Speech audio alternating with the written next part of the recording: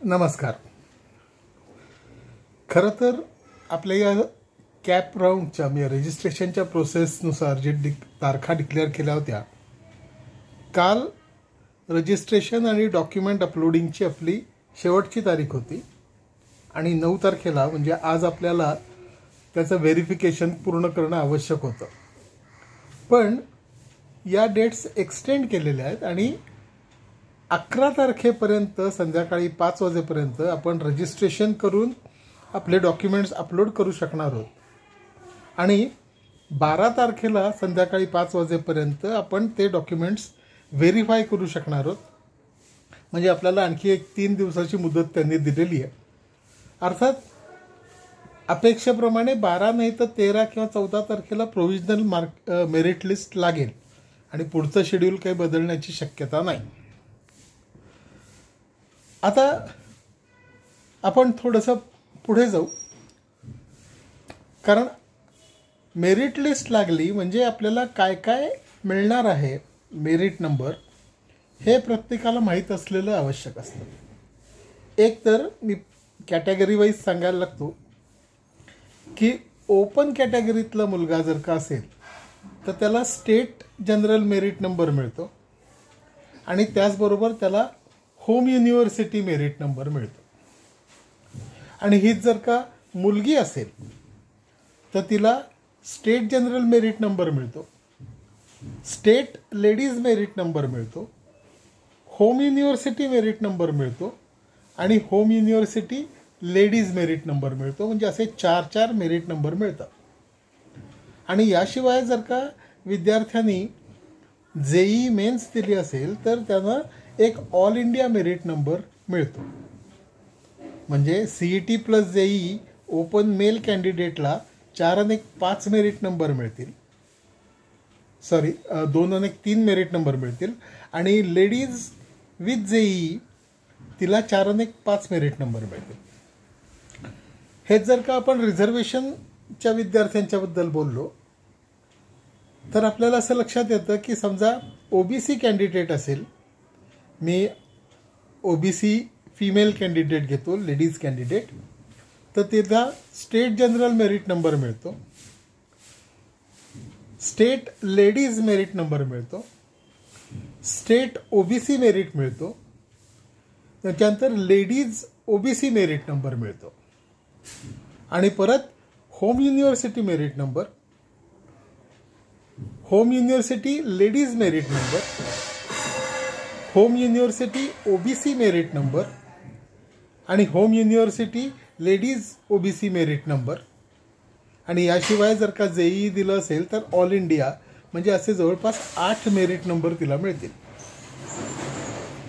हे merit numbers कशासाठी असतात तर त्याचं एक साधं उत्तर असं आहे की तुम्हाला कॅल्क्युलेशनने सुद्धा असा विचार करता येईल की आपल्याला एखादी सीट मिळू शकते का नाही. म्हणजे आपण जी ब्रांच मागतोय, जे कॉलेज मागतोय ते कॉलेज साधारणतः ओव्हरऑल मेरिटमध्ये कुठल्या पोझिशनला आहे, त्याच्या आधी कुठली कुठली कॉलेजेस आहेत, कुठल्या कुठल्या ब्रांचेस आहेत, यांची बेरीज केल्यानंतर आपल्याला कळू शकतं की बाबा आपल्या पुढे समजा 18 मुलं आहेत किंवा 18 मुली आहेत, जे काय असेल ते, आणि आपल्याला जी कॉलेजेस पाहिजेत त्या कॉलेजमधल्या आपल्या कॅटेगरीतल्या सीट्सची बेरीज जर का 18पेक्षा कमी येत असेल तर आपल्याला ती सीट मिळायची शक्यता कमी होते.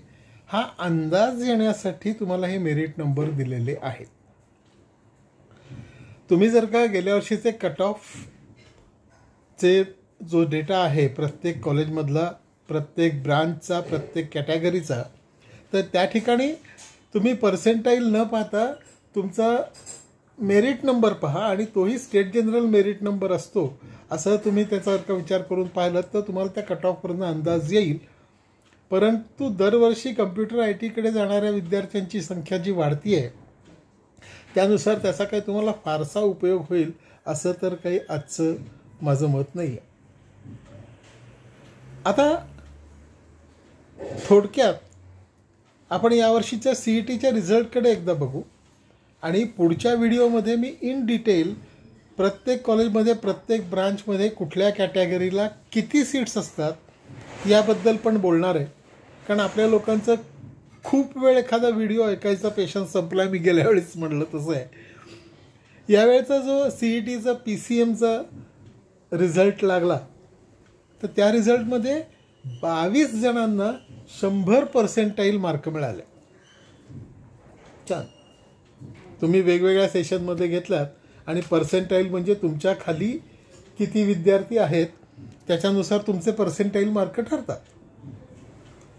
22 जणांना 100% मार्क मिळाल्यानंतर सरळ या 22 जणांचा मेरिट नंबर काही 1 येणार नाही आहे, ते 1 ते 22च होणार आहे.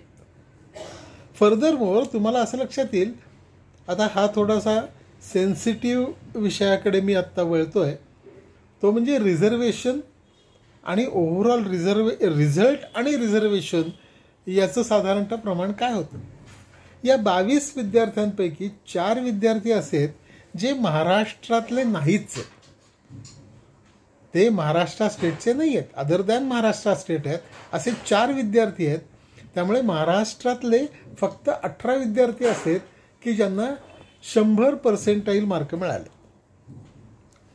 या 18 पैकी 12 विद्यार्थी हे ओपन कॅटेगरीतले आहेत, म्हणजे त्यांची टक्केवारी जर का आपण काढली तर 66% विद्यार्थी हे ओपन कॅटेगरीतले आहेत ज्यांना 100% मार्क मिळाले. OBC कॅटेगरीमधले 4 विद्यार्थी आहेत, म्हणजे त्यांचं पर्सेंटेज साधारणतः 20-22% आसपास होतं.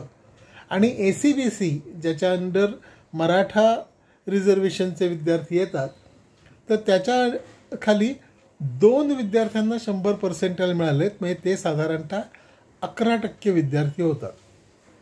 आणि याशिवायचे आपल्याकडे वेगवेगळी रिझर्वेशन्स आहेत, SC, ST, NTA, NTB, NTC, NTD. या सगळ्या कॅटेगरीमध्ये मात्र एकाही विद्यार्थ्याला 100% मार्क मिळालेले नाहीत. आता मला कळत नाही आहे की आपण जेव्हा या रिझर्वेशन आणि याच्याबद्दल बोलतो आणि जेव्हा सीट्समध्ये रिझर्वेशन आहे, जे आपण पुढच्या व्हिडिओमध्ये अगदी डिटेल डिस्कस करणार आहोत, तर मला वाटतं की थोडंसं यांचं परीक्षा घ्यायला चुकली किंवा रिझल्ट लावायला चुकला का काय. अरे तुम्ही जे रिझर्वेशन सीट्समध्ये ठेवताय तो तुमचा रिझल्टसुद्धा तशाच पर्सेंटेजने नको का लागायला रे. आता तुम्ही जर का OBCंना 19% रिझर्वेशन दिलंय, तर त्यांचे 22% विद्यार्थी 100%ला आले आणि SCला 13% रिझर्वेशन आहे, तर नाही म्हटलं तरी 18 पैकी अगदी 2 विद्यार्थ्यांना तरी 100% तुम्ही द्यायला पाहिजे होते. नाही, मी चेष्टेवरही नाही बोलत आहे. अहो, या सगळ्याचा इफेक्ट पुढे सगळीकडे होणार आहे.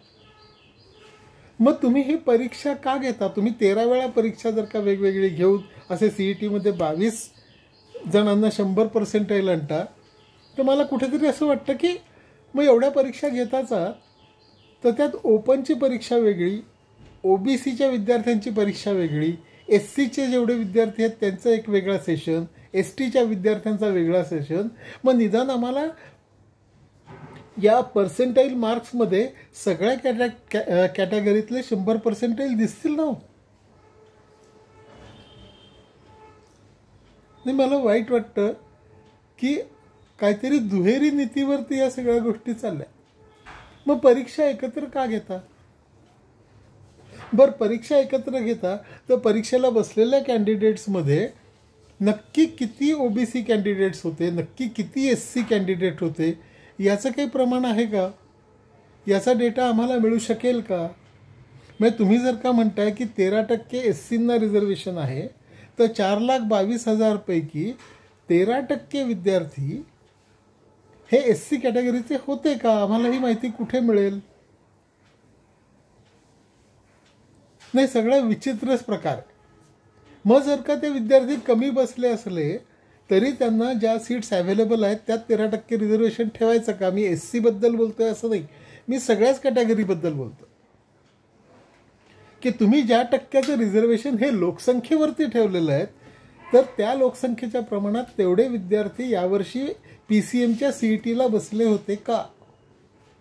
आणि जर का ते बसले असतील तर मग तुमच्या रिझल्टमध्ये 100% प्रत्येक कॅटेगरीतला टॉपर नको का? ज्यांना विचार करायचा आहे याच्यात कुठलीही निगेटिव्ह गोष्ट मी सांगत नाहीये. हे असं का?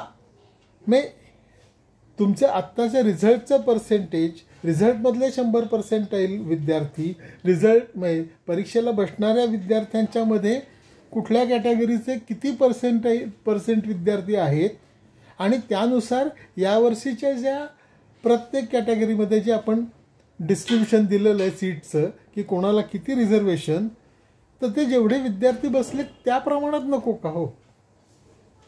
आणि निदान तेच रिझर्वेशन ठेवायचे तर तुम्ही आम्हाला दाखवा ना की परीक्षेलाही तेवढ्याच % मुलं बसली होती.